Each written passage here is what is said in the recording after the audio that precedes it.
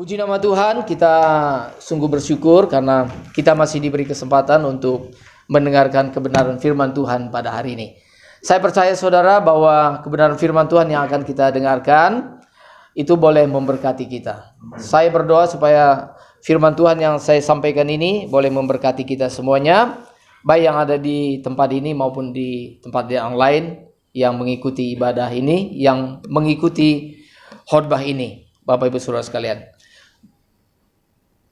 khotbah hari ini saya berikan judulnya Sayangilah Dirimu. Judulnya adalah Sayangilah Dirimu. Nah saudara, mungkin saudara mengatakan, ini khotbah apaan ini? Gitu ya. Saya tidak usah diajari untuk menyayangi diri. Saya pasti akan sayangi diri saya. Firman Tuhan berkata begini saudara. Firman Tuhan berkata, kasihilah sesamamu manusia seperti engkau mengasihi dirimu sendiri. Tidak dibuat terbalik. Tidak dibuat terbalik. Tuhan Yesus tidak mengatakan, kasihilah dirimu seperti engkau mengasihi orang lain. Kalau begini kacau sekali saudara. Kalau kita mengasihi diri kita seperti kita mengasihi orang lain, itu pasti akan sangat kacau sekali. Sehingga Tuhan tidak berkata demikian.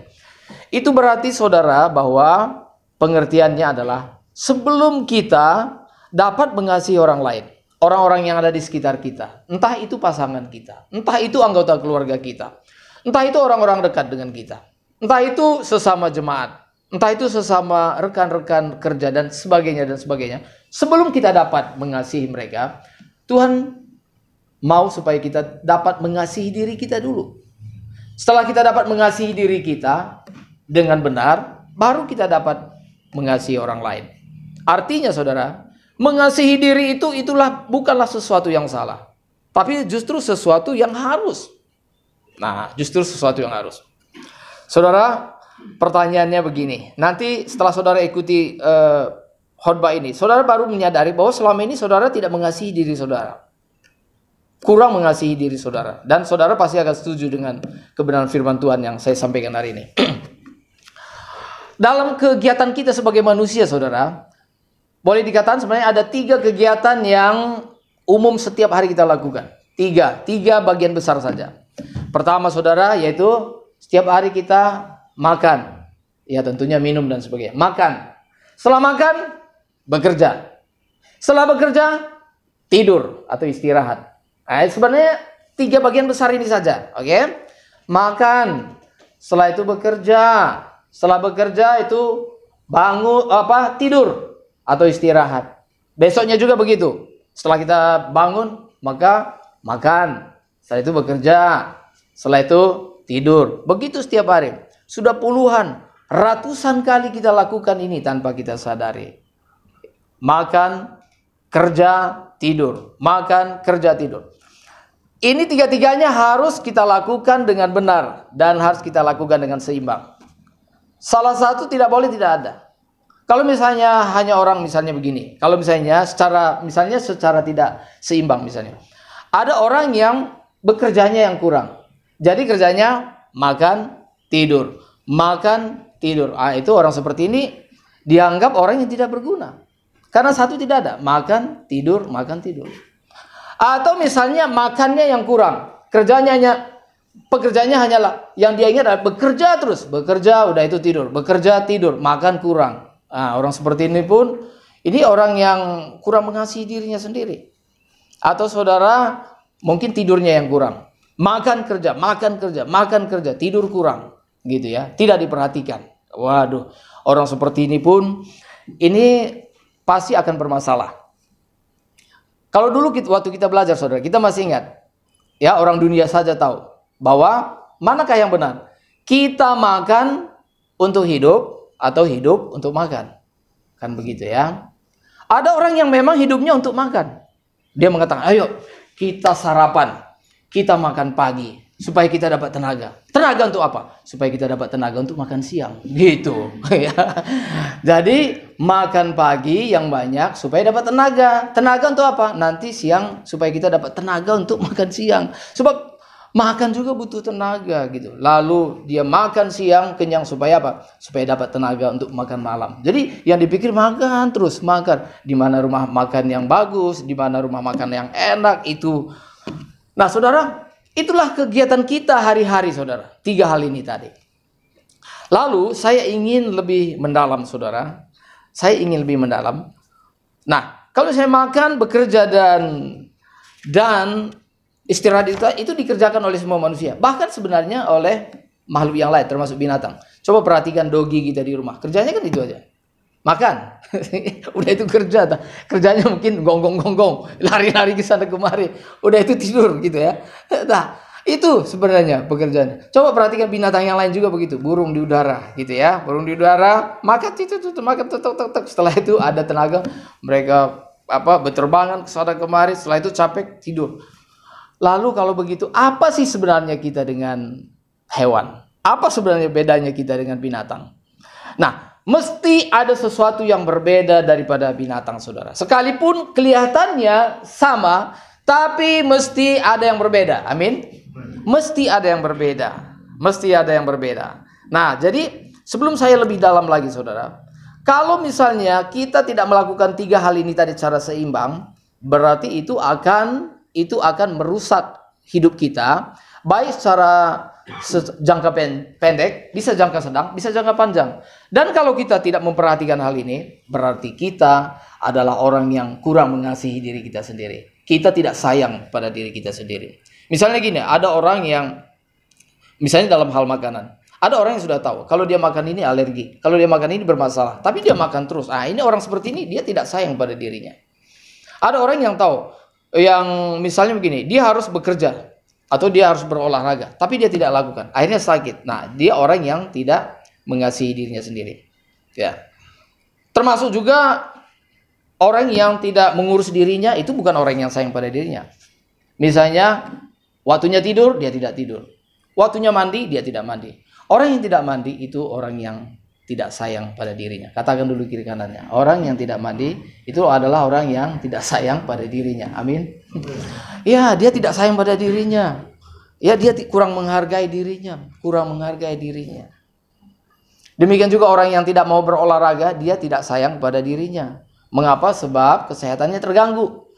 Dan kalau dia sengaja melakukan itu, dia sebenarnya secara sengaja tidak mengasihi dirinya. Demikian juga orang yang secara tidak peduli makanan apa yang harus masuk ke dalam tubuhnya. Dia sebenarnya tidak sayang kepada dirinya. Demikian juga orang yang tidak mau memperhatikan jam istirahatnya. Ini orang yang tidak sayang kepada dirinya. Oke, sekarang saya ingin lebih jauh. Sekarang kita lihat dari pengertian lebih dalam, pengertian rohaninya. Sekarang kita berbicara dulu kegiatan yang pertama, yaitu tentang makan. Ya, oke, makan. Kita, saudara, tubuh kita butuh makan untuk kelangsungan hidup kita. Makanan yang baik, makanan yang bagus. Itu, saudara. Maka tubuh kita harus diisi dengan makanan-makanan yang dibutuhkan oleh tubuh kita. Nah, tahukah saudara bahwa sebenarnya selain daripada tubuh kita, kita memiliki jiwa ataupun roh yang juga harus dikasih makan. Yang juga harus dikasih makan supaya bukan hanya tubuh kita yang sehat, tapi juga jiwa kita sehat. Roh kita sehat, roh kita kuat. Kalau misalnya anak-anak tidak dikasih makan, maka anak itu bisa menjadi kurus, kerdil, lemah gitu ya. Sedikit-sedikit sakit. Kena hujan rintik sakit. Apalagi hujan lebat, sakit langsung gitu ya. Aduh, kalau misalnya pakai masker kurang tebal sedikit, langsung sakit. Apalagi kalau nggak pakai masker, langsung sakit gitu ya. Ada orang yang daya tahan tubuhnya begitu lemah. Mengapa? Karena makanan ini tadi kurang, saudara. Ya, tapi ada orang yang lebih tahan banting. Lebih tahan banting. Hujan rintik tahan, hujan lebat juga tahan, banjir pun dia tahan gitu ya. Enggak gampang sakit. Mengapa? Karena daya tahan tubuhnya sudah baik. Maka sebenarnya makanan untuk jiwa kita itu harus kita konsumsi supaya jiwa kita itu kuat. Supaya roh kita kuat. Yang setuju kata amin. Nah, saudara yang dikasihi oleh Tuhan, maka makanan rohani kita atau makanan jiwa kita itu juga sebenarnya mirip dengan makanan tubuh kita. Firman Tuhan mengatakan misalnya di dalam, yuk kita baca dulu satu ayat ini. 1 Petrus 2 ayat yang kedua. Ya. 1 Petrus pasal 2 ayat yang kedua. Nah, ini perlu kita baca saudaraku dari 1 Petrus pasal 2 ayat yang kedua. Sebenarnya apa yang Tuhan inginkan supaya kita lakukan dalam hidup kita, kita harus senantiasa merindukan ini. Kita itu seperti dikatakan seperti apa harusnya kita. Nah, itu ada tertulis dalam 1 Petrus pasal 2 ayat yang kedua. Yang sudah menemukan katakan amin. Amin. Ayo, mari kita baca bersama-sama. 1, 2, 3. Dan jadilah sama seperti bayi yang baru lahir, yang selalu ingin akan air susu yang murni dan yang rohani, supaya olehnya kamu bertumbuh dan beroleh keselamatan. Nah, saudara, kita digambarkan oleh Rasul Petrus itu, ada saat di mana kita lahir baru. Ada saat kita mungkin baru menjadi orang Kristen. Mungkin kita baru mengenal Tuhan Yesus Kristus. Kita baru mengenal kebenaran. Kita digambarkan sebagai bayi rohani. Bayi rohani. Bayi di sini, ini yang dimaksud di sini adalah usia rohani kita. Jadi ada usia jasmani, ada usia rohani. Usia jasmani kita itulah ketika kita lahir. Nah, di situ terhitung mulai usia kita dihitung dari situ.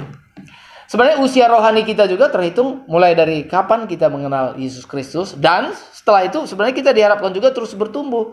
Rohani kita juga terus bertumbuh. Nah, saudara yang dikasihi oleh Tuhan, maka ketika kita pertama mengenal Tuhan Yesus, maka kita seperti bayi. Maka bayi itu memerlukan susu. Memerlukan susu. Ya, semua bayi itu merindukan susu. Kalau misalnya bayi menolak susu, nggak mau gitu ya. Terus apa? Mau Coca-Cola gitu. Ini bayi nggak bener nih. Ya, dia maunya susu. Dia tidak mau susu, tapi minuman yang lain. Ini ada sesuatu yang lain nih, gitu ya. Dia merindukan susu. Nah, kita juga harus begitu, saudara. Ada dalam hidup kita merindukan susu, yaitu kebenaran firman Tuhan. Kebenaran firman Tuhan ini juga digambarkan sebagai susu yang sangat berfaedah bagi pertumbuhan iman kita. Nah, saudara, tetapi setelah kita bertumbuh, maka kita tidak butuh, maksudnya begini, yang kita perlukan bukan hanya susu saja, tapi juga makanan yang lebih, dalam Alkitab di bahasa Indonesia dikatakan makanan yang keras. Dalam bahasa Inggris disebut itu sebagai solid food. Solid food itu artinya makanan padat. Makanan padat, saudara.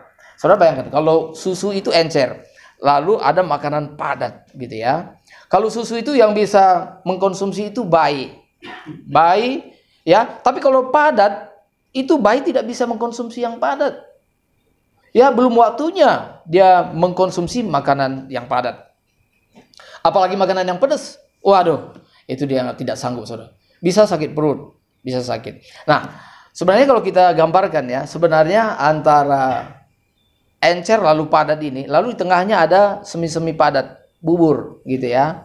Nah, jadi susu, bubur, baru makanan keras, makanan padat. Memang untuk bayi, sekalipun itu misalnya, saudara, sekalipun misalnya dia butuh vitamin, tapi harus dalam bentuk cairan. Dia belum bisa mengunyah. Orang Kristen yang baru lahir juga begitu, saudara. Mereka itu makanannya yang minumannya susu. Ya, diceritakan tentang kasih setia Tuhan. Ya, disampaikan berkat Tuhan, bagaimana Tuhan sayang pada mereka, bagaimana Tuhan memelihara, bahwa Allah tetap mengasihi mereka apapun yang terjadi gitu. Itulah susu rohani yang mereka terima.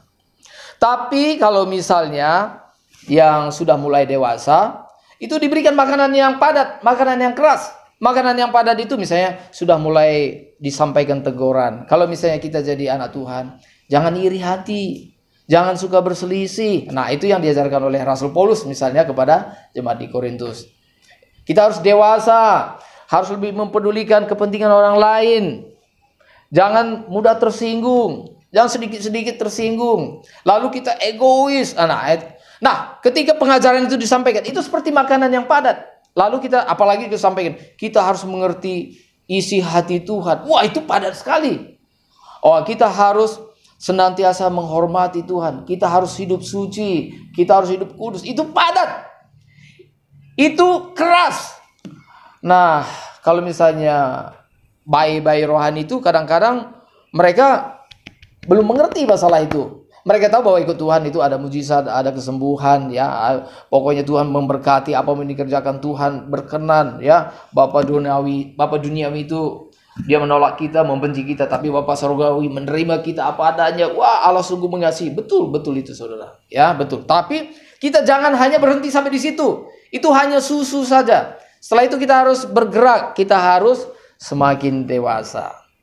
Kalau di Alkitab dikatakan dalam terjemahan bahasa Indonesia dikatakan bahwa orang dewasa tidak boleh lagi mengkonsumsi susu. Tapi sebenarnya kalau kita lihat dalam terjemahan yang lain, bukan tidak boleh mengkonsumsi susu, tetapi ada tetapinya. Jangan hanya mengkonsumsi susu saja. Selain susu, terima juga makanan keras.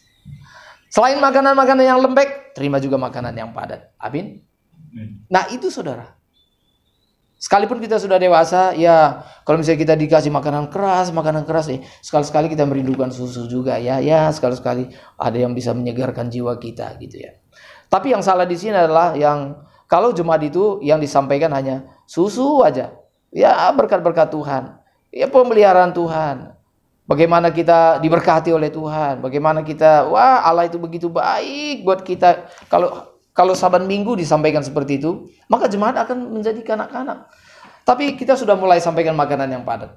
Yaitu bagaimana kita memperhatikan keselamatan jiwa-jiwa. Itu sudah mulai padat. Bagaimana hidup kita bisa menjadi berkat bagi orang lain. Itu sudah mulai padat. Nah, dan kalau disampaikan makanan ini dan saudara menerimanya, saudara sungguh-sungguh sudah mulai dewasa dalam Tuhan. Amin, saudara. Nah, ini perlu sekali. Ya, makanya dalam Ibrani pasal 5 ayat 12 dan 13, itu penulis kitab Ibrani dia berkeluh kesah kepada jemaat di Ibrani. Dia mengatakan begini, dia bilang, ini jemaat Ibrani dilihat daripada usia kalian menjadi Kristen, harusnya sudah sekian lama menjadi Kristen, harusnya sudah bisa jadi pengajar. Bahkan berdiri di mimbar ini menyampaikan firman Tuhan. Tapi ini belum. Ya, masih diberikan susu lagi, masih perlu dirayu-rayu lagi, dielus-elus terus. Orang Kristen seperti ini adalah orang Kristen yang tidak mengasihi dirinya sendiri. Kristen anak-anak adalah Kristen yang tidak mengasihi dirinya. Tapi kalau Kristen yang mau bertumbuh menjadi rohani yang dewasa adalah orang yang mengasihi dirinya sendiri. Saudara mau menjadi dewasa dalam Tuhan? Amin. Ketika saudara memperjuangkan kedewasaan saudara, di situ saudara betul-betul menyadari bahwa saudara sedang mengasihi diri saudara sendiri. Saudara menuntut diri, aku tidak mau jadi kanak-kanak terus. Aku tidak mau hanya diperhatikan saja. Kalau misalnya aku tidak diperhatikan oleh pendeta, aku tersinggung. Oh tidak, mulai sekarang, sekalipun pendeta juga adalah manusia, dia bisa saja lupa memperhatikan saya. Dan tugasku adalah bagaimana aku memperhatikan orang lain. Yang kita tuntut diri kita adalah berapa banyak yang sudah saya perhatikan, berapa banyak yang sudah saya doakan, berapa banyak orang yang sudah saya tolong dalam hidup saya, berapa banyak orang yang saya pedulikan dalam hidup saya. Nah, itu adalah orang yang mengasihi dirinya sendiri. Tapi kalau menuntut, siapa yang peduli kepada saya? Coba dihitung-hitung, di gereja ada siapa di antara mereka yang peduli saya? Ini kanak-kanak. Orang seperti ini tidak cinta kepada dirinya sendiri. Mulai sekarang kita belajar untuk memperhatikan orang lain. Yang setuju kata amin? Nah, saudara, ini penting sekali. Ketika saudara mulai memperhatikan orang lain, sebenarnya tanpa saudara sadari, sebenarnya saudara pun mulai memperhatikan diri saudara sendiri. Ketika saudara melayani orang lain, tanpa saudara sadari, sebenarnya saudara pun sedang melayani diri saudara sendiri. Ketika saudara memberi perhatian kepada orang lain, tanpa saudara sadari, sebenarnya saudara pun sedang memberi perhatian kepada diri saudara sendiri. Ketika saudara tidak peduli kepada orang lain, ketika saudara membenci orang lain, ketika saudara tidak memperhatikan kebutuhan orang lain, tanpa saudara sadari, sebenarnya itu pun sedang saudara lakukan kepada diri saudara sendiri. Dan itu tanda bahwa kita tidak mengasihi diri kita sendiri. Nah, saudara, ini penting sekali masalah makanan keras ini, saudara. Maka dalam Mazmur 1 ayat 1 sampai dengan 3, Mazmur 1 ayat 1 sampai dengan 3, di sana penulis Mazmur mengatakan, berbahagialah orang yang apa? Orang yang tidak berjalan di sana luar biasa dikatakan orang yang tidak berjalan menurut nasihat orang fasik. Lalu bagian berikutnya B-nya, yang tidak berdiri di jalan orang berdosa. Nah, saudara perhatikan. Tidak berjalan menurut nasihat orang fasik, lalu tidak berdiri di jalan orang berdosa, dan tidak duduk dalam kumpulan pencemooh. Biasanya begitu prosesnya, saudara. Pertama kita berjalan dulu. Ya, pertama sih memang hubungan nggak terlalu jauh. Ya, kita berjalan bersama orang fasik nih. Maksudnya orang fasik, orang yang tidak takut kepada Tuhan. Jalan. Setelah jalan kita mulai berdiri. Maksudnya udah nggak bergerak, udah mulai berdiri. Udah mulai betah berdiri. Setelah itu apa? Duduk. Udah duduk bersama-sama. Wah, memang si Anu nggak benar. Duduk dalam kumpulan pencemooh. Orang seperti ini orang yang tidak berbahagia. Orang seperti ini orang yang tidak berbahagia. Orang yang tidak berbahagia, orang yang tidak mencintai dirinya adalah orang yang berjalan menurut nasihat orang fasik. Jalan menurut nasihat orang fasik. Lalu dia berdiri di jalan orang berdosa. Artinya dia memihak di jalan orang berdosa. Dan duduk dalam kumpulan pencemooh. Kalau duduk udahlah. Waduh. Sama seperti biasanya kan dikatakan, jangan melihat-lihat orang menjudi. Pertama-tama kan melihat-lihat dulu. Oh enggak, saya hanya melihat-lihat saja, lihat-lihat. Woi. Lalu udah mulai tergiur. Ah, ini salah, ini harusnya kamu pakai kartu ini gitu. Oh gitu ya. Dia udah mulai mengajak. Oh jangan. Lalu akhirnya gimana? Udah mulai duduk di ini, sudah mulai duduk di depan meja ini. Akhirnya jadi pemain. Setelah jadi pemain langsung meningkat lagi jadi bandar gitu kan ya. Jadi dia jadi pemain utama. Jadi pemain utama dia. Pertama dari lihat-lihat dulu, lihat iseng-iseng, saudara. Ya jalan-jalan dulu sambil oh itu tempat judi ya, sambil jalan gitu ya. Lama-lama berdiri, tempat judi ya gitu. Mulai berdiri. Akhirnya duduklah di situ. Ya kan? Akhirnya dia menyanyi, ku ingin tetap di sini gitu ya. Tadinya ku mau di sana gitu ya. Nah, saudara, akhirnya dia jadi pemain judi yang handal. Mulai dari ngelihat. Nah, saudara, jadi orang seperti ini bukan memberi makanan kepada jiwanya, dia tidak memberikan. Jadi begini, saya ingin mengatakan saudara, banyak orang Kristen yang mereka konsumsi itu bukanlah susu rohani, ataupun bubur rohani, atau makanan rohani, tapi yang mereka konsumsi racun. Banyak orang Kristen udah nggak suka susu, apaan? Racun. Itu. Artinya apa? Mereka sudah lebih mendengar masukan-masukan orang yang fasik. Nasihat gereja, nasihat Tuhan udah nggak didengar lagi. Entah susu, entah apa pun, pokoknya semua yang berbau rohani enggak.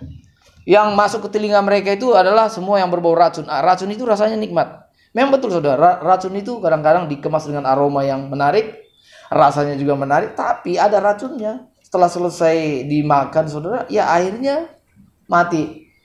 Saudara, racun tikus itu diberikan, itu makanan yang menggoda, menggiurkan tikus. Nggak mungkin misalnya dikasih makanan yang menjijikkan tikus, ngelihatnya nggak jadi gitu ya.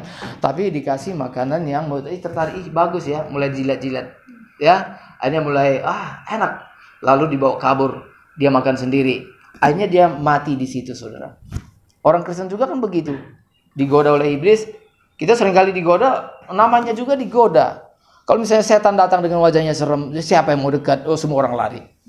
Tapi kalau setan datang dengan wajah cantik, ya ada yang bisa dibantu. Siapa yang tidak tergiur seperti itu ya, dengan pakaian yang seksi, wajah cantik, karakternya kelihatan sopan. Beda sama istri di rumah misalnya. Maka kan sering kali dikatakan, apa bedanya sekretaris kantor sama sekretaris pribadi? Kalau misalnya sekretaris di kantor, selamat pagi Pak, ada yang bisa dibantu gitu ya. Tapi kalau di rumah, Pak, pagi, udah bangun Pak, bangun, udah pagi gitu ya. Itu bedanya gitu ya. Jadi gitu ya. Di sini selamat pagi Pak, ya pagi Pak, ada yang bisa dibantu. Oh ya bisa. Oh ini, oh siap Pak, gini. Kalau gini, ayo bangun, gitu ya. itu sekretaris Bapak pribadi. Pak bangun, gitu ya. Atau kadang-kadang disiram, bangun, gitu ya. Nah itu sekretaris pribadi, gitu ya katanya. Jadi memang seringkali orang yang cara setan itu bekerja begitu dengan orang yang menarik, Saudara yang dikasih oleh Tuhan, Ya kalau misalnya di daerah-daerah, mungkin kesulitannya adalah ya setiap hari mereka melihat monyet, kera gitu ya. Waduh, mereka stres. Waduh, setiap hari ini yang lihat gitu ya. Tuhan, kapan kita bisa diberkati nih kalau begini gitu. Kalau di kota itu lain lagi, naik turun itu wanita-wanita cantik. Itu godaannya lebih besar. Itu godaannya lebih besar. Bisa saja menyeret orang lebih jauh lagi. Jadi baik kota maupun desa itu tantangannya masing-masing ada, saudara. Masing-masing ada kesulitannya. Saudara jangan mengatakan lebih enak hidup di kota atau lebih enak di desa. Orang desa berpikir di kota itu lebih enak. Orang kota berpikir di desa itu lebih enak, godaan kurang. Oh, semua ada bagian-bagiannya. Nah, saudara yang dikasih oleh Tuhan. Nah, itu bagian yang pertama. Karena itu saudara, saya tadi masuk di Mazmur 1 ayat 1 sampai dengan 3. Berbahagialah orang yang tidak berjalan menurut nasihat orang fasik, dan tidak berdiri di jalan orang berdosa, dan tidak duduk dalam kumpulan pencomooh. Lalu ayat 2. Tetapi yang kesukaannya adalah Taurat Tuhan atau firman Tuhan, dan yang merenungkan Taurat itu siang dan malam. Saudara, apa yang kita renungkan? Jadi saudara, ternyata hidup kita ini bahagia itu tergantung dari apa yang kita renungkan. Amin. Apa yang kita renungkan. Jadi kalau misalnya yang saudara renungkan adalah firman Tuhan, Taurat Tuhan, saudara adalah orang yang berbahagia. Saudara adalah orang yang mengasihi diri saudara. Saudara tahu bahwa ini dibutuhkan oleh jiwa saya. Dan saudara mulai merenungkan firman Tuhan. Maka saudara kalau saya ya, ini bukan bermaksud apa. Saya ada beberapa Alkitab gitu ya. Kalau saudara perhatikan Alkitab saya itu, sepertinya ya, setiap halaman itu pasti ada tandanya. Ada bekasnya gitu. Ada ya entah dikasih tulisan-tulisan atau dikasih garis gitu ya. Kadang-kadang mungkin bila penting banget mungkin setitik stabilo gitu. Kalau kasih stabilo kan bisa tembus gitu ya. Nah, yang tidak pernah ada di Alkitab saya, yang tidak pernah saya pergunakan di Alkitab saya, Tipex. Itu enggak. Karena kita tidak ada yang perlu di Tipex. Amin. Ya, saudara, mari kita belajar merenungkan firman Tuhan siang dan malam. Bagaimana saudara dapat merenungkan firman Tuhan? Baca firman Tuhan. Karena saudara baca, saudara punya dasar untuk merenungkan. Tapi kalau saudara tidak baca, apa yang mau direnungkan? Yang saudara renungkan, hari ini saya nggak baca Alkitab ya, aduh gitu ya. Renungannya jadi lain. Nah, jadi saya tadi mengatakan, saudara bahagia atau tidak sangat ditentukan oleh apa yang saudara renungkan. Saudara, banyak orang yang putus asa dalam hidup ini karena yang mereka renungkan yang bukan firman Tuhan yang mereka renungkan. Yang mereka renungkan itu tadi. Ya mungkin yang mereka renungkan, oh ini kok jahat ya, ini kok tidak baik ya. Lalu misalnya, aduh kayaknya saya orang yang kurang diberkati lah. Atau misalnya lebih parah lagi, oh saya kok sial terus sih gitu ya. Itu yang direnungkan. Mulai dari sekarang kita berhenti. Yang kita renungkan adalah firman Tuhan siang dan malam. Day and night, kata firman Tuhan. Siang dan malam itu kita renungkan. Lalu orang yang merenungkan firman Tuhan siang dan malam itu digambarkan seperti pohon yang ditanam di tepi aliran air atau di tepi sungai. Memang kenapa kalau pohon ditanam di tepi sungai? Kalau pohon yang ditanam di tepi sungai artinya dia tidak kekurangan air. Salah satu kebutuhan pohon adalah air. Maka orang seperti ini yang merenungkan firman Tuhan tadi siang dan malam, ia seperti pohon yang ditanam di tepi air yang menghasilkan buahnya pada musimnya. Setiap kali musim dia berbuah. Dan yang tidak layu daunnya. Daunnya saja tidak layu. Sekalipun yang kita butuhkan buahnya. Tapi sebenarnya daunnya untuk menghias buah itu juga tidak layu. Tetap segar. Dan apapun yang diperbuatnya berhasil. Yang setuju kata amin. Saudara perhatikan. Maka banyak anak-anak Tuhan. Mereka merenungkan firman Tuhan siang dan malam. Apapun yang mereka pegang berhasil. Sementara ada orang apapun yang dipegang jadi rusak gitu ya. Ya. Tadinya barang ini bagus, tapi setelah dipegang oleh ini, kok ininya lah yang rusak, inilah yang rusak gitu ya. Tadi bagus ini, kenapa? Iya, saya tadi nggak tahu misalnya, misalnya entah ini diputar ke kiri, dia mutarnya terlalu kenceng, rusak gitu ya. Karena ada orang yang tangannya seperti itu, saudara. Apapun yang dipegang oleh dia jadi rusak gitu ya. Anak Tuhan tidak seperti itu. Anak Tuhan apapun yang dikerjakan, apapun yang dipegang berhasil. Amin. Ya, bukan berarti memang seringkali juga jalan tidak mulus. Tuhan kadang-kadang izinkan sepertinya banyak tantangan. Tetapi intinya apapun yang kita kerjakan, Tuhan jadikan berhasil dalam hidup kita. Nah, saudara, itu adalah bagian makan. Ada 2 lagi, mudah-mudahan masih sempat. Kalau enggak, ya minggu depan atau bulan depan. Ya. Yang kedua, yaitu bekerja. Bekerja, saudara. Setelah kita makan, maka kita perlu bekerja. Maka orang dunia pada umumnya, saudara, inilah yang yang diperingatkan oleh Tuhan kita Yesus Kristus. Suatu kali setelah Tuhan Yesus melakukan mujizat memberi makan 5.000 orang, lalu sisa 12 bakul. Ya kan? Ya, sisa 12 bakul. Nah, saudara, setelah peristiwa itu tadi, lalu Tuhan Yesus meninggalkan tempat itu dan banyak orang yang berbondong-bondong mencari Tuhan Yesus. Lalu Tuhan Yesus dengan sesungguh-sesungguhnya mengatakan, tapi Tuhan Yesus nggak pernah bilang maaf gitu ya. Tuhan Yesus nggak pernah bilang begini, maaf ya, gue beritahu lah ya, isi hati lu gitu. Enggak, Tuhan Yesus mengatakan begini, sebenarnya kamu datang mencari saya itu karena roti lo, bukan karena mujizat yang telah saya lakukan. Lalu Tuhan Yesus memberikan perintah, bekerjalah, kata Tuhan Yesus. Bekerjalah bukan untuk makanan yang akan dapat binasa, melainkan untuk makanan yang bertahan sampai kepada hidup yang kekal, yang akan diberikan anak manusia kepadamu. Sebab dialah yang disahkan oleh Bapa Allah dengan meterainya. Tuhan Yesus menyampaikan satu prinsip hidup bagi kita, saudara. Dalam Yohanes pasal 6 ayat 27, bekerjalah bukan untuk makanan yang akan binasa, yang dapat binasa. Nah, saudara, ini benar sekali, saudara. Maka makanan sebanyak apapun kita kumpul, maka pada akhirnya itu akan habis. Pada akhirnya akan hancur, akan musnah. Tentunya ini, saudara, bukan hanya masalah makanan, tapi juga perkara-perkara dunia ini akan berakhir. Ini semua ada ujungnya. Maka, saudara, makanan jasmani kita, kesenangan-kesenangan jasmani kita, kekayaan materi, dan semua yang berbau materi itu, saudara, kalau itu yang kita kejar, kalau kita bekerja untuk hal-hal yang itu, maka Tuhan Yesus mengatakan, itu adalah kita bekerja untuk hal-hal yang dapat binasa. Nah, firman Tuhan ini tidak bermaksud bahwa kalau begitu kita tidak perlu bekerja, kita tidak perlu banting tulang untuk mendapatkan nafkah kita. Tidak demikian, saudara. Tidak demikian. Justru orang Kristen harus bekerja keras untuk menafkahi keluarga. Amin. Orang Kristen harus orang yang bekerja keras, saudara.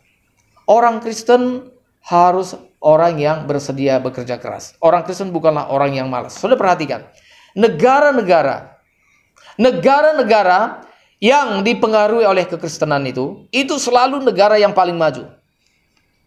Eropa dulu itu sangat dipengaruhi oleh kekristenan. Sekalipun sekarang ini memang kekristenan di Eropa memang sedang merosot. Tetapi kita masih lihat bekas-bekas daripada pengaruh kekristenan yang ada di Eropa. Misalnya bagaimana kinerja mereka. Etos kerja itu sebenarnya kita perlu belajar dari barat, saudara. Masalah kejujuran. Saudara, saya baca artikel dan itu saya setuju. Kalau dalam hal kejujuran, orang barat lebih jujur daripada orang timur. Mengapa? Karena orang barat lebih dulu dipengaruhi oleh kekristenan. Gitu, saudara. Orang barat itu lebih jujur, saudara. Mengapa? Dipengaruhi oleh kekristenan. Maka Tuhan Yesus mengingatkan kita, yuk kalau kita bekerja, apa artinya? Bekerjalah bukan untuk makanan yang akan dapat binasa. Artinya gini, fokus pekerjaan kita bukanlah untuk hal-hal yang dapat binasa. Itu yang pertama. Yang kedua, pengertiannya adalah di dalam kita bekerja itu, saudara, sekalipun itu kelihatannya itu adalah hal-hal duniawi, tapi sebenarnya yang mendorong kita untuk bekerja itu adalah hal-hal rohani. Sebagaimana yang dikatakan misalnya di dalam 1 Korintus 10 ayat 31, bahwa apapun yang kita kerjakan, 1 Korintus 10 ayat 31, baik engkau makan, baik engkau minum, dan mengerjakan apapun juga, kata Rasul Paulus, lakukanlah semua itu untuk kemuliaan nama Allah. Itu berarti bahwa dalam semua yang kita kerjakan, entah kita makan, minum, itu kan perkara yang sederhana. Entah kita nangani usaha kita, entah kita mengurus rumah tangga kita, entah kita bekerja sebagai pegawai, entah kita bekerja sebagai pengusaha dan sebagainya dan sebagainya. Rasul Paulus mengatakan, lakukanlah semuanya itu untuk kemuliaan Allah. Itu berarti saudara, memuliakan Allah itu saudara, itu bukan hanya satu tempat yang namanya gereja, lalu di situ kita menyanyi, oh itu namanya memuliakan Allah. Lalu setelah pulang dari gereja, kita mengerjakan pekerjaan-pekerjaan kita, itu bukan memuliakan Allah. Itu kita sedang memuliakan diri kita sendiri. Oh tidak seperti itu. Dimanapun kita berada, entah di gereja atau di luar gereja. Entah kita menyanyi, entah kita menyanyi dalam ibadah. Entah kita mendengarkan khotbah, atau kita sedang berkhotbah. Entah kita sedang mengerjakan pekerjaan-pekerjaan yang lain, itu pun dapat kita lakukan. Semuanya itu untuk memuliakan Allah. Jadi saudara, satu pekerjaan itu dapat dinilai rohani atau duniawi bukan berdasarkan jenis pekerjaannya, tetapi motivasi kita dalam melakukannya. Motivasi kita dalam melakukannya. Seorang pedagang yang melakukan tugasnya di dalam takut akan Tuhan, dia melakukan dengan terbaik. Dia menyadari bahwa ini adalah ibadahku buat Tuhan. Karena itu aku harus lakukan the best. Maka saudara, pedagang itu dia sudah melakukan perkara rohani. Benar saudara? Perkara rohani. Seorang presiden yang memimpin rakyatnya dengan sungguh-sungguh dan bekerja dengan sebaik-baiknya. Dia memerintah, dia mengatur rakyatnya dengan sedemikian penuh cinta kasih. Di situ pun dia sedang melakukan pekerjaan yang mulia, dan itu pun namanya memuliakan Allah.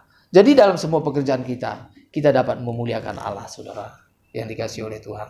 Semua pekerjaan kita.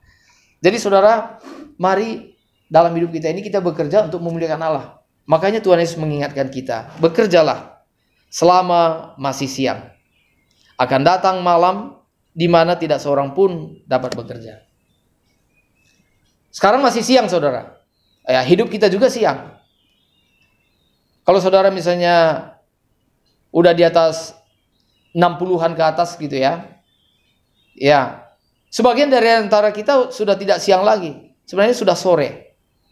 Sebagian sudah maghrib. Tapi rata-rata masih siang nih. Ya, kalau saudara umur 20-an tahun, ini betul-betul hari masih siang. Artinya apa? Selagi kesempatan masih ada, mari kita bekerja untuk kepentingan kerajaan Allah. Di mana suatu saat hari itu sudah menjadi gelap. Kalau kita sakit, itu hari sudah menjadi gelap. Kalau kita sakit misalnya, itu hari bisa menjadi gelap. Waduh, saya kurang melayani Tuhan ya. Sekarang saya mau sungguh-sungguh, tapi hari sudah gelap. Gitu. Saudara, kalau saudara jujur ya, pernahkah saudara alami misalnya gini? Hari itu saudara merasa bahwa saudara kurang melakukan sesuatu dengan baik, dan saudara mau melakukan, tapi hari sudah gelap. Itu pun kita masih mau bekerja, rasanya mau membayar utang kita, gitu ya. Nah, kira-kira gambarannya seperti itu Bapak Ibu Saudara sekalian. Seringkali kalau misalnya hari sudah gelap, kita merasa bahwa kita telah menyia-nyiakan hari kita sepanjang hari. Nah saudara, Tuhan Yesus mengingatkan kita, bekerjalah selagi siang. Selama masih siang. Tuhan Yesus mengatakan, mari kita mengerjakan pekerjaan-pekerjaan yang diberikan Bapa kepada kita, kata Tuhan Yesus. Selama masih siang. Dan ingat, akan datang malam. Ini yang harus selalu kita ingat saudara. Akan datang malam. Siang terik seperti apapun, akan datang malam.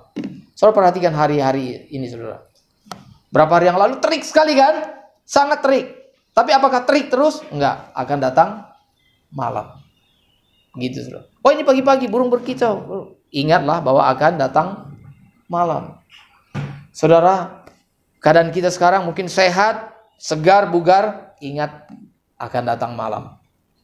Tuhan Yesus mengatakan, mari kita bekerja. Tuhan Yesus tahu saudara, Tuhan kita Yesus Kristus hidup hanya 33,5 tahun.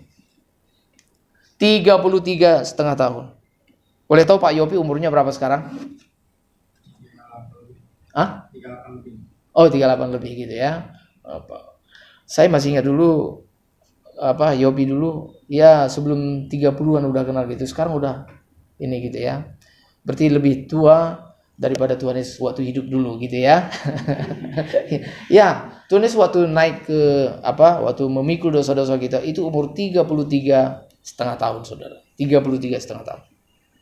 Tuhan Yesus dibaptis umur 30 tahun dan melayani selama 3,5 tahun. 3,5 tahun. Tapi dalam 3,5 tahun itu betul-betul waktunya begitu padat. Tidak ada hari yang sia-sia. Dan 3,5 tahun itu betul-betul telah merubah dunia ini, saudara. 3,5 tahun. Jadi bukan masalah berapa lama kita hidup, tapi bagaimana kita hidup. Nah ini. Kita bersyukur Tuhan memberikan kita umur yang panjang. Rata-rata banyak di antara kita usianya adalah usia di atas Tuhan Yesus waktu disalibkan. Oh, saya juga umurnya jauh di atas Tuhan Yesus waktu disalibkan, gitu saudara. Ya. Untuk itu mari kita lebih menuntut diri kita supaya kita bekerja selama masih siang. Amin, saudara. Bekerja selama siang. Karena itu orang yang mengasihi dirinya adalah orang yang bekerja untuk perkara-perkara rohani, untuk hal-hal yang kekal, untuk hal-hal yang kekal. Saudara, kalau kita bekerja untuk hal-hal yang kekal, maka itu bertahan sampai kepada kekekalan. Apa sih maksudnya bekerja untuk hal-hal yang kekal? Ya, bekerja untuk hal-hal yang menyenangkan hati Tuhan. Termasuk itu misalnya hidup kita melayani orang lain. Ketika kita melayani orang lain, itu kita sedang melakukan hal yang bernilai kekal. Maka orang yang kita layani itu, kalau seandainya tadi kita tidak layani, mungkin dia masuk neraka. Tapi karena kita layani, dia bertobat, dia masuk surga. Bukankah itu sukacita yang tiada taranya, saudara? Rasul Petrus, saudara, sebelum dia menjadi rasul, dia menjadi penjala ikan. Dia punya perahu. Sekarang pertanyaannya, kira-kira di mana perahu Petrus sekarang? Udah nggak ketahuan lagi. Sudah dimakan ngengat. Udah nggak ada lagi bekasnya. Kalau gitu apa harta Petrus sekarang? Harta Petrus sekarang itu adalah jiwa-jiwa yang dia sudah layani. Sekarang itu ada bersama-sama dengan dia di dalam kekekalan. Suatu hari kelak kita bertemu dengan Tuhan, dengan orang-orang yang sudah dilayani oleh Petrus ini tadi. Saudara, karena itu lakukanlah sesuatu yang bernilai kekal dalam hidup saudara. Maka saudara, ada istilah yang mengatakan begini. Orang kaya adalah orang yang memiliki banyak uang. Orang miskin, orang yang tidak memiliki uang. Kalaupun memiliki sedikit. Tapi orang yang lebih miskin lagi adalah orang yang tidak punya apapun selain uang. Nah, itu lebih miskin. Dia nggak punya apapun. Yang dia punya hanya uang. Dia nggak punya belas kasih. Dia nggak punya keadilan. Dia nggak punya kepedulian. Apapun dia tidak punya. Yang dia punya hanya uang, uang, dan uang. Ini orang yang lebih miskin lagi di hadapan Tuhan. Kalau yang kita punya hanya uang, uang, dan uang saja. Tapi setelah itu kita nggak punya apapun juga. Kita sudah sangat miskin sekali, saudara. Tapi saya percaya kalau kita punya hati, maka uang itu bisa menyusul, saudara. Benar ya? Uang itu bisa menyusul. Maka pada akhirnya saudara, suatu hari kelak ketika kita sudah berada di dalam kekekalan bersama-sama dengan Tuhan, maka semua yang telah kita kerjakan itu tadi saudara, semua yang telah kita kumpulkan itu tadi, semua yang berbau materi itu tadi, itu semuanya sudah lenyap. Tetapi apa yang kita lakukan bagi pekerjaan Tuhan, Tuhan ingat. Tuhan ingat saudara. Tuhan ingat. Maka bagi seorang pengusaha misalnya saudara, seorang pengusaha bisa melakukan hal-hal rohani, maka sekalipun usahanya suatu hari kelak akan musnah, tetapi apa yang telah dikerjakan itu diingat oleh Tuhan dan diberkati oleh Tuhan. Seorang ibu rumah tangga, mungkin yang dia kerjakan itu hanya membesarkan dan mendidik anak-anak. Mungkin setelah dia menghadap Tuhan, dia tidak meninggalkan harta yang banyak, tapi dia telah mewariskan imannya kepada anak-anaknya. Dia telah mewariskan sesuatu yang bernilai kekal. Nah, saudara, ini yang perlu ada pada kita. Kita mengejar sesuatu yang bernilai kekal. Kita isi jiwa kita dengan perkara-perkara yang kekal. Kita pelihara iman. Peliharalah iman, maka kamu akan dipelihara olehnya. Amin. Kita memelihara iman kita. Kalau kita sudah memelihara iman kita dengan makanan-makanan rohani, dengan bekerja bagi Tuhan, maka suatu hari kelak iman itu juga lah yang akan memelihara kita. Sama seperti kalau kita memelihara kesehatan, maka kesehatan juga yang akan pelihara kita. Kalau kita pelihara tuyul, saudara percaya tuyul akan memelihara saudara? Ya, karena itu saudara, peliharalah persekutuan yang intim dengan Tuhan. Maka persekutuan yang intim dengan Tuhan itulah yang akan memelihara saudara. Amin saudara. Ya, yang terakhir, yaitu bagian yang terakhir adalah istirahat. Nah, kita perlu makan, kita perlu bekerja, tapi juga istirahat. Lalu apa ini pengertiannya dalam hal rohani? Tuhan Yesus berkata dalam Matius pasal 10 ayat 28, itu ayat yang terkenal. Dia berkata, marilah kepadaku semua yang letih lesu dan berbeban berat. Aku akan memberikan kelegaan kepadamu. Oke. Tuhan memanggil orang-orang yang letih lesu dan berbeban berat. Mengapa orang ini tadi letih lesu dan berbeban berat? Sebab dia banyak bekerja. Mengapa dia banyak bekerja? Karena banyak keinginan. Apa keinginannya? Wah, keinginannya macam-macam, begitu. Banyak keinginannya. Maka sebenarnya yang seringkali membuat masalah dalam hidup kita itu karena banyak keinginan. Kebutuhan kita sebenarnya sedikit. Tuhan berjanji memenuhi kebutuhan kita, bukan keinginan kita. Kebutuhan kita sebenarnya nggak terlalu banyak. Firman Tuhan mengatakan dalam Amsal 6, dalam 1 Timotius 6 ayat 8, kebutuhan kita sebenarnya asal ada makanan dan pakaian cukup. Itu hal-hal yang bersifat jasmani. Tapi keinginan, waduh, kita ingin memang sih punya pakaian, tapi pakaian yang modelnya beda, gitu ya. Ya, oh yang warnanya begini, yang bentuknya seperti ini. Oh yang dipakai oleh artis ini, yang dipakai oleh model ini, gitu. Ah, udah mulai timbul keinginan. Ya. Lalu kita ingin punya rumah yang bagus, yang sangat bagus. Bila perlu ada kolam renangnya kalau hujan bisa tutup gitu ya. Jadi air hujan nggak bisa masuk. Setelah air hujannya berarti tekan lagi tombol terbuka lagi gitu ya. Waduh, banyak sekali keinginan kita. Nah saudara, sebenarnya semakin banyak keinginan kita, sebenarnya kesusahannya di situ saudara. Semakin banyak keinginan, semakin susah. Kalau misalnya keinginan kita nggak terlalu banyak, sebenarnya hidup ini sederhana. Tuhan Yesus mengatakan, marilah kepadaku yang letih lesu dan berbeban berat. Ini orang yang letih lesu dan berbeban berat ini karena banyak keinginan mereka, keinginan untuk hal-hal duniawi ini tadi. Lalu Tuhan Yesus mengatakan, aku akan memberikan kepadamu kelegaan. Dalam bahasa Indonesia, terjemahan bahasa Indonesia dikatakan kelegaan. Tapi dalam bahasa Inggris dikatakan, I will give you rest. Rest itu istirahat. Kamu capek kata Tuhan, datang sini, kamu istirahat kata Tuhan Yesus. Gimana caranya istirahat? Ya istirahat. Jadikan Tuhan jadi harta kita. Jadikan Tuhan jadi kesukaan kita. Istirahat dalam Tuhan. Artinya semua yang kita miliki kita puas. Itu kita istirahat. Pertama, istirahat dalam Tuhan artinya kita puas dengan berkat-berkat Tuhan. Amin. Halo, saudara puas dengan berkat Tuhan? Amin ya. Tuhan berikan saudara kesehatan, ya, gaji yang cukup, ya, umur yang panjang, hari yang baik dan sebagainya.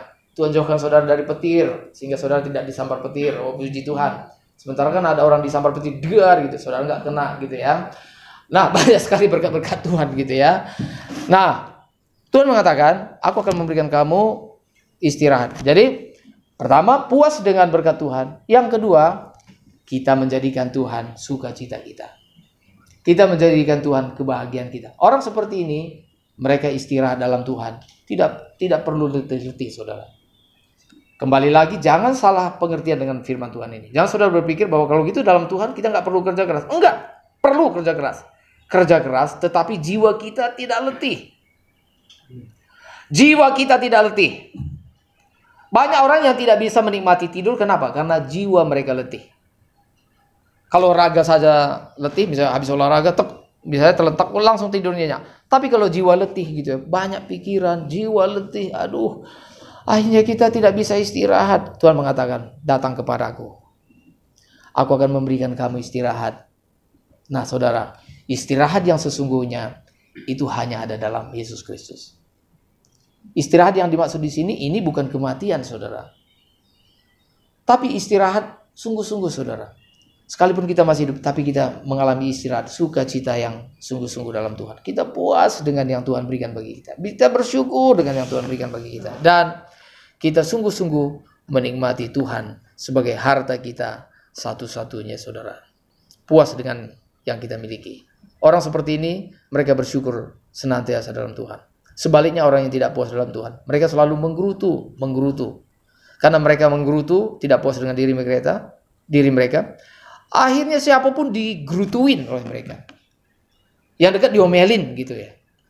Orang seperti ini pasti saudara tidak akan pernah mau dekat-dekat dengan orang itu. Saudara perhatikan, misalnya kalau orang lagi marah-marah, saudara mau dekat nggak dengan dia? Misalnya kalau ada orang marah-marah, anak kecil biasanya, dia udah marah, yuk kita keluar. Anak kecil juga tahu ini berbahaya. Iya, anak kecil, keluar gitu. Ya, coba saudara perhatikan misalnya anak-anak misalnya main di rumah tetangga gitu. Bapaknya udah mulai marah. Ini mana? Udah marah, yuk kita keluar gitu. Semua keluar kan? Begitu saudara. Nah, mengapa? Karena kemarahannya itu pun memberikan aura yang mengerikan. Karena itu saudara yang dikasih oleh Tuhan. Terakhir adalah kalau kita mengasihi diri kita sendiri, kita makan makanan yang bermutu, firman Tuhan. Kita bekerja pekerjaan yang bermutu. Dan kita istirahat kita pun bermutu, istirahat dalam Tuhan. Juga istirahat, tidur kita juga harus cukup gitu saudara. Bukan dalam Tuhan saja, tidur juga harus cukup. Sebenarnya salah satu yang diajarkan oleh Bapak Ketua Sinode kita, Pak Erastus gitu saudara. Sebenarnya kita itu jam 10 itu sudah harus tidur gitu. Terus bangun cepat nggak apa-apa. Misalnya jam 10 udah tidur, misalnya bangun jam 2 atau jam 3 nggak masalah. Tapi jangan begadang, akhirnya sampai jam 3 baru tidur. Itu nggak sehat. Jadi bekerja cukup, istirahat juga cukup. Jangan sampai gak istirahat karena ingin lebih kaya lagi gitu. Akhirnya banyak orang yang tidak istirahat, ingin lebih kaya. Memang mereka dapat kaya dan uang mereka cukup untuk bayar dokter ketika mereka sakit. Nah, orang seperti ini kekayaannya akhirnya disita. Biarlah kita menjadi orang-orang yang diberkati oleh Tuhan. Kita menyayangi diri kita, baru kita dapat menyayangi orang lain. Tuhan Yesus memberkati. Amin. Mari kita menyanyikan satu nyanyian yang luar biasa saudara, yang mungkin bisa ditampilkan ya. Yang ku perlu kau Tuhan. Ya, ku perlu kau Tuhan. Mari kita katakan kepada Tuhan bahwa kita memerlukan Tuhan. Jadikan ini sebagai doa kita di hadapan Tuhan.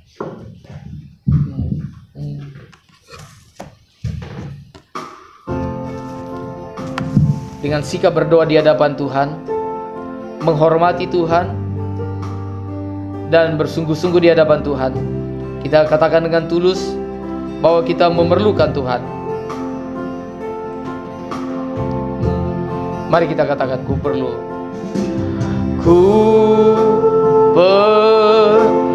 kau Tuhan, ku perlu kau Tuhan, hanya kau yang ku perlu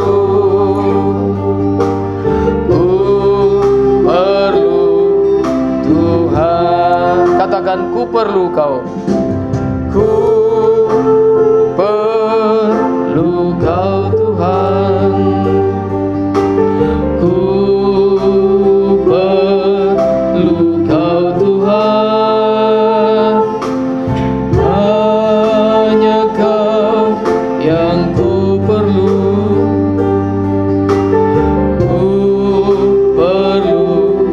Tuhan. Katakan, pegang tanganku, pegang tanganku, pegang tanganku, janganlah Tuhan lalui bila berkatmu. Musik. Saudara, mari kita menjadikan ini sebagai doa kita di hadapan Tuhan, pengakuan kita di hadapan Tuhan, bahwa tidak ada satupun yang dapat memuaskan kita dengan sempurna. Hanya Tuhan yang dapat memuaskan kita. Kehadiran Tuhan, cinta kasih-Nya yang kekal, dirinya Tuhan sendiri yang dapat memuaskan kita. Jikalau kita tidak berbahagia karena Tuhan, jikalau kita tidak bersuka cita karena Tuhan, sesungguhnya kita sedang menghina Dia. Sesungguhnya ada sesuatu yang salah dalam diri kita. Karena itu mari kita deklarasikan secara pribadi masing-masing, kita berdoa kepada Tuhan. Kita mau katakan kepada Tuhan, kita bisikkan kepada Tuhan. Kita katakan, aku memerlukan Engkau Tuhan, lebih dari siapapun, lebih dari apapun juga. Aku memerlukan Engkau Tuhan. Ku perlu Kau Tuhan. Ku perlu Kau Tuhan. Amin. Ku perlu Kau Tuhan. Hanya Kau yang ku perlu. Ku perlu Tuhan. Katakan, ku perlu Kau. Ku perlu Kau Tuhan.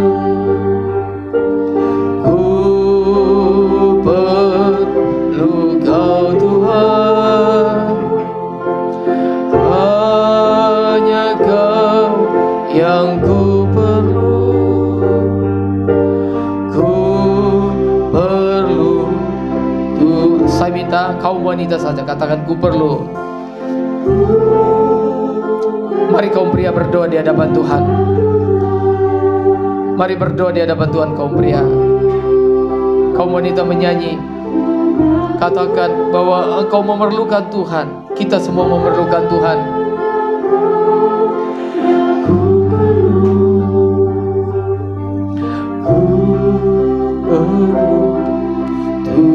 Mari kaum pria katakan, ku perlu Kau. Ku perlu Kau Tuhan. Ku perlu Kau Tuhan. Hanya Kau yang ku perlu. Ku perlu Tuhan. Bersama-sama pegang tanganku. Pegang tanganku. Pegang tanganku. Janganlah Tuhan lalui. Bila berkat-Mu. Pegang tanganku Tuhan. Pegang tanganku. Amin Tuhan. Pegang tanganku. Janganlah Tuhan lalui. Berilah berkat-Mu. Mari kita berdiri di hadapan Tuhan. Kita angkat tangan kita di hadapan Tuhan. Pegang tanganku. Pegang tanganku.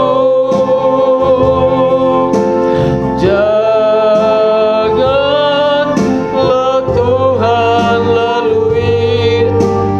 Berilah berkat-Mu. Sekali lagi, mari kita angkat tangan kita. Pegang tanganku. Pegang tanganku. Amin Tuhan. Pegang tanganku. Janganlah Tuhan lalui. Berilah berkat-Mu. Berilah berkat-Mu. Berilah berkat-Mu. Berilah berkat-Mu Tuhan.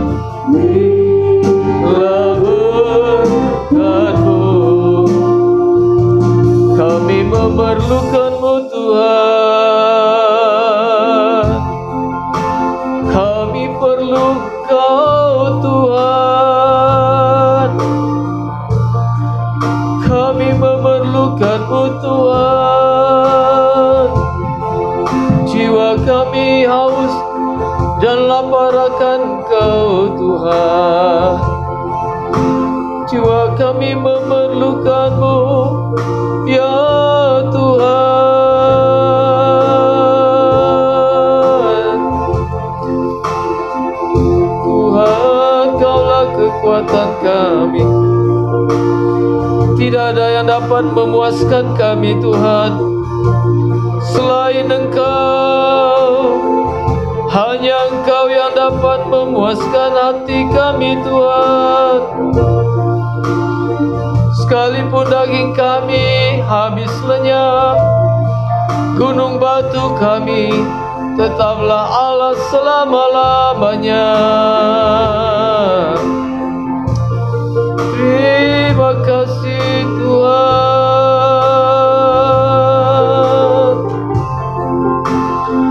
Terima kasih Tuhan. Kami memerlukan-Mu Tuhan. Kami memerlukan-Mu Tuhan. Terima kasih Tuhan. Haleluya. Amin. Pegang tangan kami Tuhan. Jangan lepaskan kami Tuhan. Dan kami juga ingin menggenggam erat tangan-Mu Tuhan.